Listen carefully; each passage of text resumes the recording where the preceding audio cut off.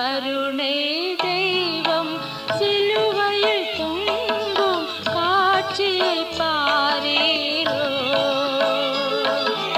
இரு கரம் விரித்து இதயத்தை திறந்து அழைக்கும் குரலை கேளீரோ, கேளீரோ, கேளீரோ, கேளீரோ.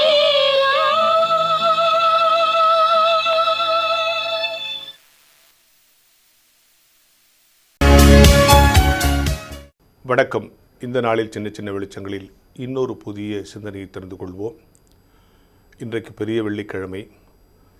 கல்வாரி மலையை குறித்த புரிதலை நாம் பெற்றுக்கொள்ள வேண்டும் என்று எல்லா ஆலயங்களிலும் அதை குறித்த அருளுரை நிகழ்த்தப்பட்டு கொண்டே இருக்கும். இயேசு கிறிஸ்துவானவர் 2 கள்ளனுக்கு நடுவிலே சிலுவையில் அறையப்பட்டார்.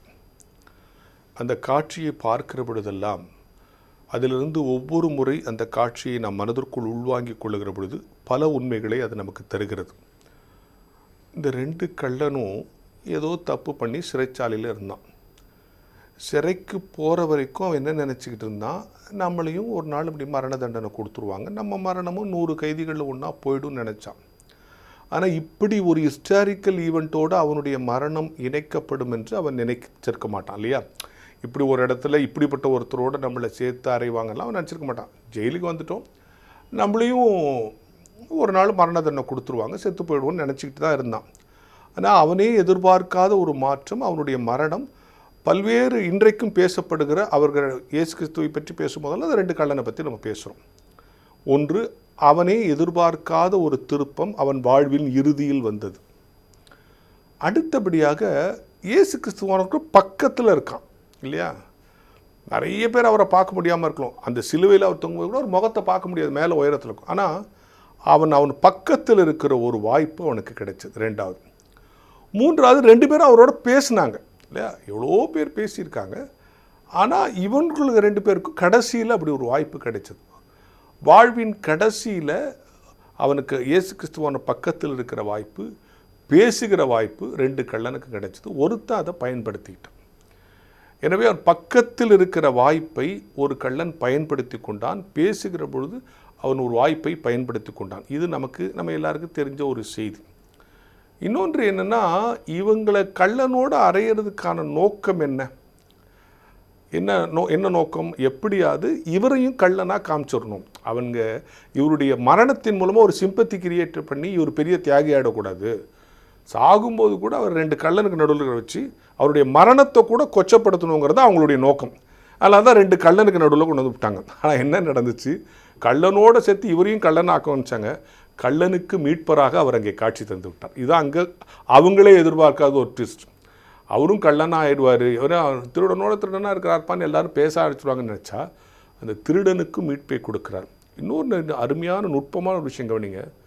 லாஸ்ட் மினிட் யாருக்கு, அந்த 2 கள்ளனுக்கும் இன்னும் கொஞ்சம் நேரத்தில் சாப்பிட்றோம்.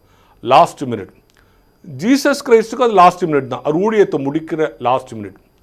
வாழ்வு முடிகிற நேரத்தில் ஒருவனுக்கு கிடைத்த மீட்பு, ஊழியத்தை முடிக்கிற நேரத்திலும் ஒரு ஊழியர் செய்த மீட்பின் வேலை. இந்த 2ஐயும் புரிஞ்சுங்க.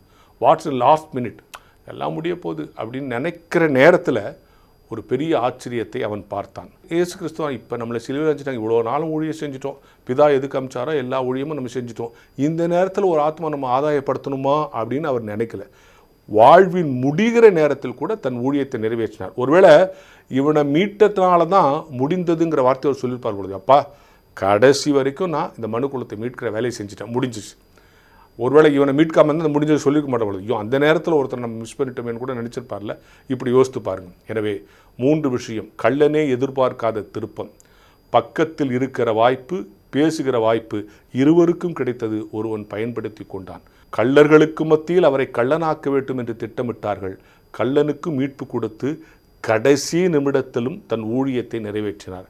கடைசி நிமிடத்தில் கிடைத்த வாய்ப்பு கள்ளனுக்கு, வாழ்வை முடிக்கிற நேரத்திலும் ஊழியத்தின் பணி செய்தவர். எனவே அவர் முடிந்தது என்று சொல்ல முழு தகுதியானவர். கல்வாரி காட்சியை பார்க்குற பொழுதெல்லாம் எந்த நிமிடத்திலும் எனக்கு வாய்ப்பு கிடைக்கும். அந்த கள்ளன் நினச்சி பார்த்தே இருக்க மாட்டான், நம்ம இப்படி வந்து சாவோம்னு சொல்லிட்டு. சாவ போகிறோன்னு தெரியும், ஆனால் தன்னுடைய சாவும் அர்த்தப்படும் என்று நினைத்திருக்க மாட்டான்.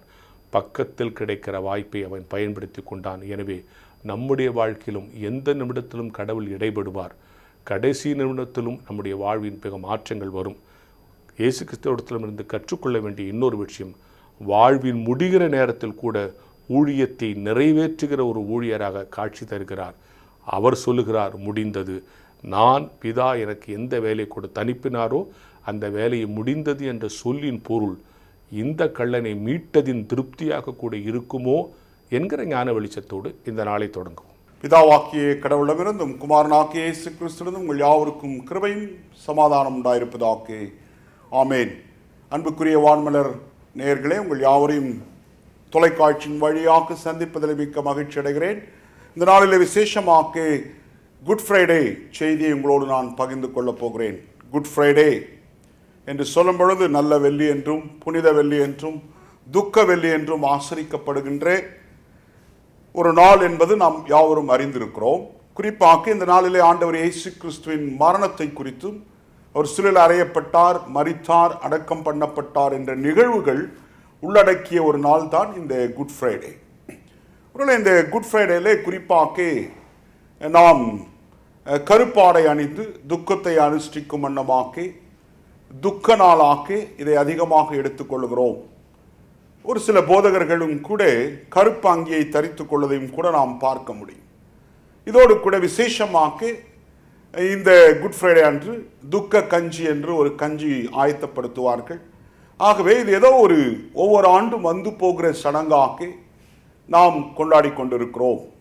ஆண்டவர் இயேசு கிறிஸ்து பேசின 7 வார்த்தைகளை 7 பேர் பேசுவதற்காக அவர்கள் மிகவும் மகிழ்ச்சியோடு அநேக காரியங்களை பகிர்ந்து கொள்வதையும் கூட நாம் கேட்டிருக்கிறோம். ஆனால் இந்த குட் ஃப்ரைடே என்று சொல்லும் பொழுது இது உண்மையிலே துக்க நாள் தானா என்கிற கேள்வியோடு இந்த செய்திக்குள் கடந்து செல்வோம்.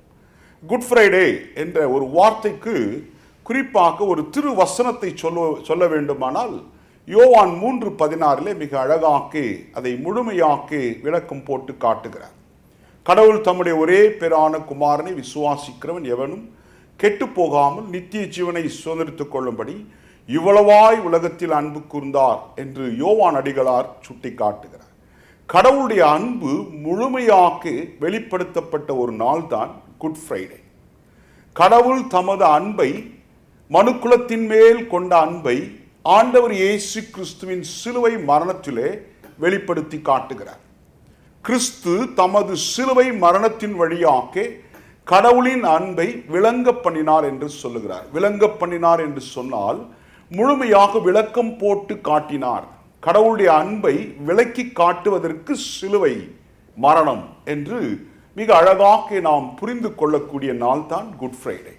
நான் சொல்ல விரும்புவது, இந்த புனித குட் ஃப்ரைடேயை மீண்டுமாக்க தமிழில் மொழிபெயர்த்தால் பெரும்பாலான மொழிபெயர்ப்புகளில் சொல்லப்படுகிற வார்த்தை, அநேகர் பயன்படுத்துகிற வார்த்தை துக்க வெள்ளி என்று.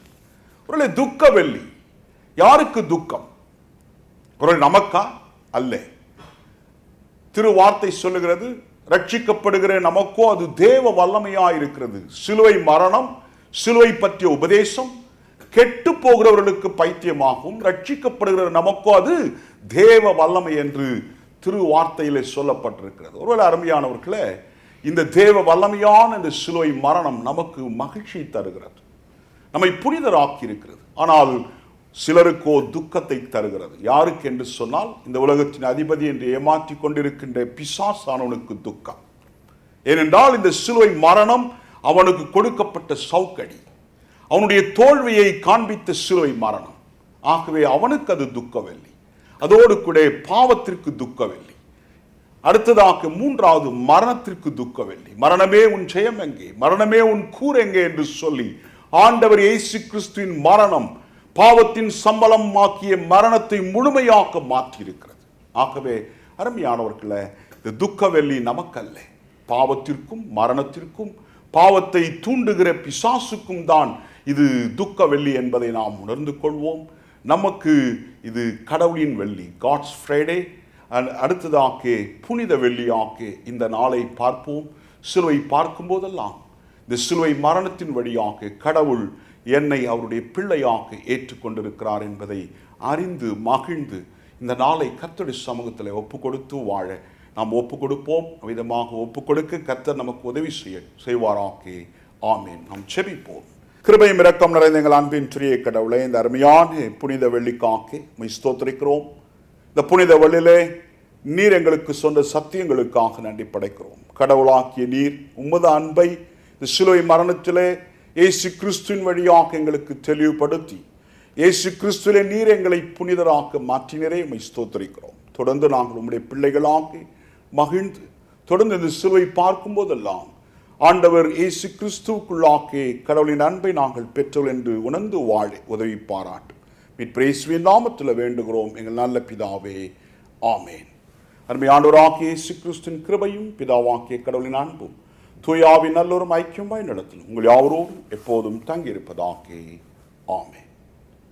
வான்மலரின் புதிய முகவரி கிறிஸ்டியன் மீடியா சென்டர், 105 பாந்தியன் சாலை, 2வது தளம், மியூசியம் எதிரில், எக்மோர், சென்னை 6,08,000.